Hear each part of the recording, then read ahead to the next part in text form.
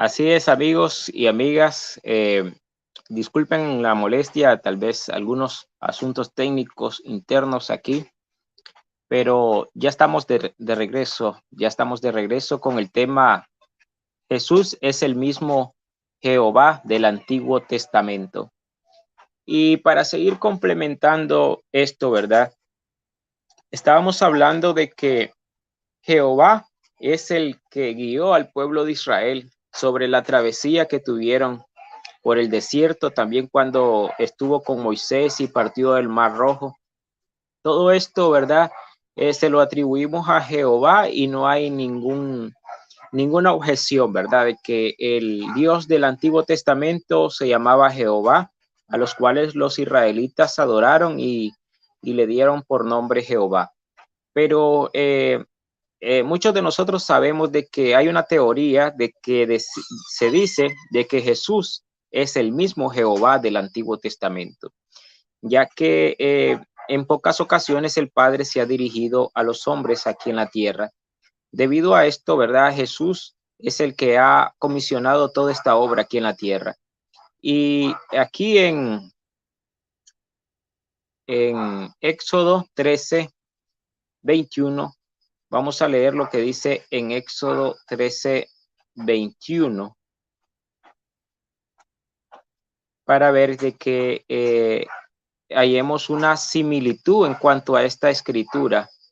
Dice en esta escritura, el Señor iba delante de ellos de día en una columna de nube para guiarlos por el camino y de noche en una columna de fuego para alumbrarlos, a fin de que anduvieran de día y de noche. Entonces, este Señor del que habla en Éxodo es Jehová, el cual guió al pueblo de Israel con una columna de nube de día y con una columna de fuego de noche para alumbrarlos a fin que anduvieran de día y de noche. Jehová guiaba al pueblo de Israel. Entonces esto se encuentra en Éxodo 13, capítulo 13, versículo 21. Ahora, Pablo en Corintios, en Primera de Corintios, te viene a hacer la relación y te viene a hacer la aclaración de que quién era el que guiaba al pueblo de Israel. En Primera de Corintios 10, del 1 en adelante, dice lo siguiente: ¿por qué no quiero, hermanos, que ignoréis que nuestros padres todos estuvieron bajo la nube y todos pasaron por el mar y todos en Moisés fueron bautizados en la nube y en el mar y todos comieron el mismo alimento espiritual y todos bebieron de la misma bebida espiritual, porque bebían de la roca espiritual que los guiaba, y la roca era Jesucristo? Entonces, vemos donde Pablo nos dice del que el que guiaba al pueblo de Israel, el que le daba el agua cuando partieron la roca y el que los guiaba por el día con una nube y el que los guiaba en la noche con una columna de fuego, dice él, y todos bebieron la misma bebida espiritual porque bebían de la roca espiritual que los guiaba y la roca era Cristo. Todos, ¿verdad? Ellos pasaron. Y me gustaría volver a leer desde el capítulo 1 de Primera de Corintios 10, que dice: porque no quiero, hermanos, que ignoréis que nuestros padres todos estuvieron bajo la nube y todos pasaron por el mar y todos en Moisés fueron bautizados en la nube y en el mar. Y todos comieron el mismo alimento espiritual y todos bebieron la misma bebida espiritual, porque bebían de la roca espiritual que los guiaba, y la roca era Cristo. Entonces la roca que guiaba a este pueblo era Jesucristo. Quiere decir que a ese personaje que ellos llamaban Jehová simplemente era Jesucristo del Nuevo Testamento. Eh, Vemos que hay muchas interrogantes que han afectado el conocimiento de muchas personas, pero hoy estamos aquí para aclararle algunos de estos puntos.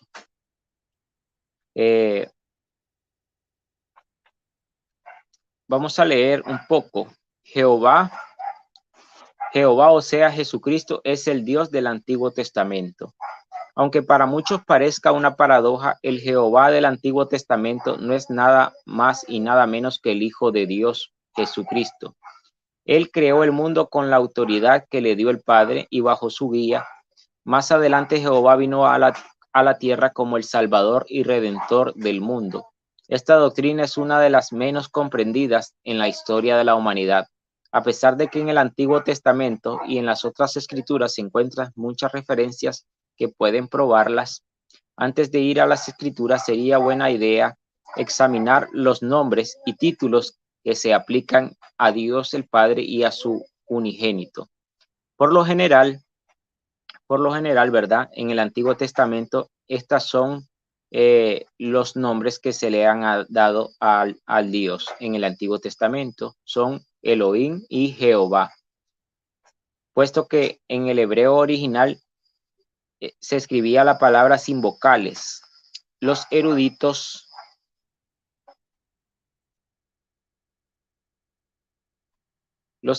no se han puesto de acuerdo en cuanto a la pronunciación original del nombre que se escribe YHWH.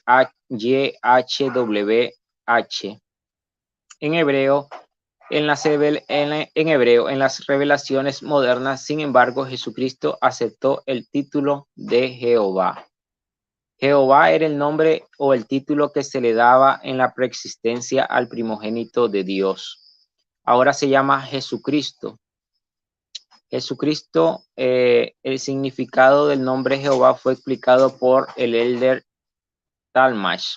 Jehová es la forma castellanizada del vocablo hebreo Yahweh o Yahweh, que significa el que existe por sí mismo o el eterno. Hebreo Eyeb, que significa yo soy. Se relaciona con el significado de la derivación del término Yahweh, Jehová. Para los judíos, Jehová era un hombre inefable que no había de ser pronunciado. Lo reemplazaron con otro nombre, el cual, aunque sagrado, no les era prohibido decir, a saber, Adonai, que significa el Señor. Así vemos de que para los judíos dice que Jehová era un nombre inefable que no había de ser pronunciado. Lo reemplazaron con otro nombre, el cual, aunque sagrado, no les era prohibido decir, a saber, Adonai, que significa el Señor.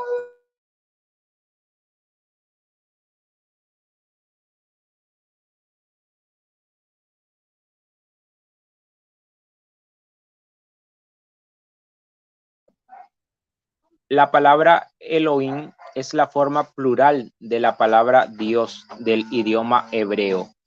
Pero a pesar de ello, los eruditos en la materia concuerdan que debe tomarse como un nombre en singular, a pesar de la terminación in, indica el plural. El profeta José Smith, sin embargo, explica su punto de vista de la siguiente manera. Si leemos más adelante el texto hebreo, hallamos esto. El principal de los dioses dijo, hagamos al hombre a nuestra imagen. En una ocasión pregunté a un judío erudito si el idioma hebreo nos obliga a dar interpretación plural a todas las palabras que terminan en him.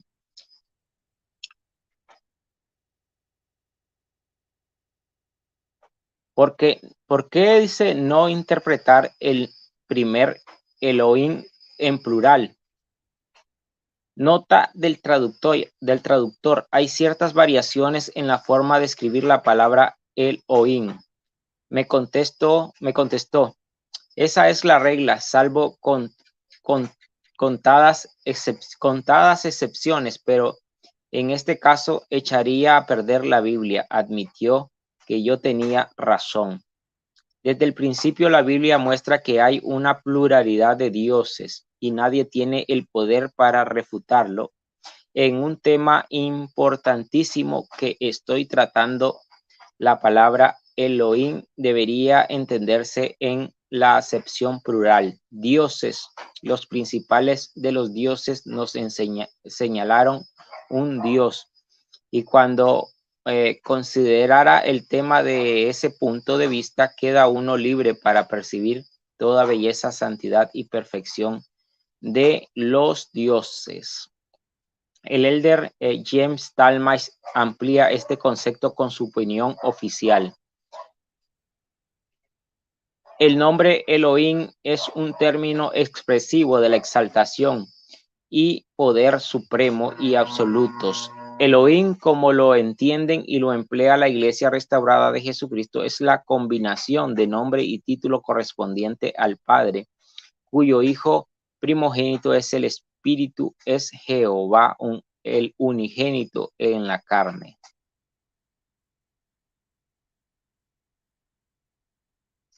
Así es, dice, es importantísimo recordar el lugar que le corresponde a Dios, el Padre. Él es el Padre de nuestros espíritus y nuestro Dios. El hecho de que existan otros dioses no le resta importancia. Él es el autor del plan de salvación. Es esencial que también recordemos que Él administra los asuntos relacionados con esta tierra por medio de su primogénito, o sea, Jehová del Antiguo Testamento. Él delegó a Jesucristo la autoridad que necesitaba para organizar y gobernar la tierra.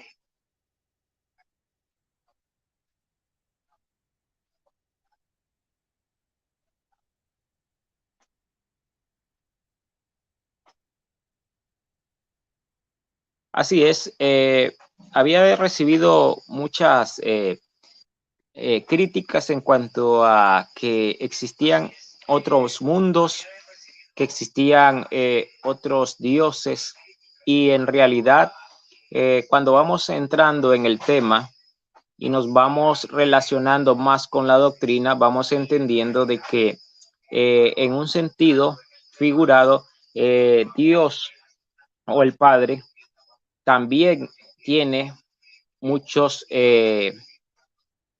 seres igual a él que son dioses que gobiernan también otros mundos. Y lo explica aquí el elder James Talmage.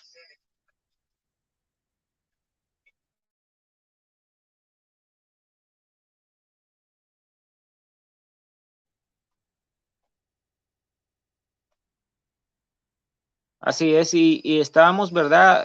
Relacionando esto de que Jesucristo es el Dios de este mundo, dado por su Padre, que lo envió a esta tierra y le dio la autoridad que necesitaba. Delegaron a Jesucristo la autoridad que necesitaba por organizar y gobernar la tierra, y a través de la expiación de Jesucristo llegó a ser el Padre de los hombres fieles, el Salvador. Por lo tanto, llegó a ser también el mayor defensor del Padre, del plan de su Padre. Así es, Jesucristo se volvió acreedor de este mundo, gracias a que Él vino a la tierra y ofreció su sacrificio aquí. Debido a que Jesucristo tiene los mismos propósitos que su Padre y a que también es también un Dios, los profetas del Antiguo Testamento a veces se referían a él con palabras Jehová, Elohim, y fueron traducidas en castellanos como Jehová Dios. Esta frase en hebreo no se usa mucho a partir del capítulo 3 de Génesis. Más adelante se encuentra la expresión Adonai o Jehová, que es traducida como Señor. Otros de los títulos necesitan ser explicados. La palabra Cristo viene del griego Christos, que quiere decir el ungido. Los griegos usaron la palabra Christos para traducir del hebreo la palabra Mesías, que quiere decir lo mismo. La palabra hebrea ahora se ha castellanizado y se dice Mesías. Por lo tanto, Jesucristo quiere decir Jesús el Mesías. Vemos esta vemos esta connotación de estas cosas, porque es importante saberla. ¿Por qué le llamamos Jesucristo? Y decía aquí de que la palabra Cristo viene del griego Christos, que quiere decir el ungido. Los griegos usaron la palabra Christos para traducir del hebreo la palabra Mesías, que quiere decir lo mismo. La palabra hebrea ahora castellanizada y se dice Mesías. Por lo tanto, Jesucristo quiere decir Jesús, el Mesías. Vemos la importancia de saber el significado de lo que nosotros repetimos a diario, ya que llamamos a Jesucristo Jesús el Cristo, pero en ocasiones no sabemos por qué lo llamamos así. Los judíos del tiempo de Jesucristo se sentían confusos con respecto a la identidad de su Dios, porque durante el periodo del Antiguo Testamento habían apostatado y ya no comprendían sus propias escrituras. El mismo problema que tiene la mayoría de cristianos en la actualidad. El misterio que rodea la naturaleza del Antiguo Testamento se desprende de ambos casos de la desobediencia de los hombres y de la pérdida de muchas cosas claras y preciosas que fueron sacadas de las Escrituras. Por el contrario, Jesús dijo que la vida eterna consistía en conocer plenamente al Padre y al Hijo. Juan 17:3. En resumidas cuentas, las personas pueden conocer al verdadero Dios por medio de las experiencias que los capacitan para ser como Él. De esa forma pueden entenderlo y conocerle. Primera de Juan 2, capítulo 2, versículo 3. Cuando vino Jesucristo a este mundo, los judíos ya habían perdido el concepto de que los tres integrantes de la Trinidad eran personajes distintos, el uno del otro. Ya no entendían que Jehová, el que les había dado la ley de Moisés, vendría al mundo para redimir a la humanidad, aunque los profetas habían enseñado este concepto con mucha claridad. Anhelaban que tuvieran el promedio Mesías a salvarlos del dominio de Roma. Su religión era monoteísta y no creían en el Hijo de Dios. Sin embargo, se le dijo a Zacarías, el padre de Juan el Bautista, que Juan prepararía al Señor, o sea, a Jehová, un pueblo bien dispuesto. Los ángeles también anunciaron a los pastores aquellas primeras noches de la Navidad. Os ha nacido hoy en la ciudad de David un Salvador, que es Cristo el Señor.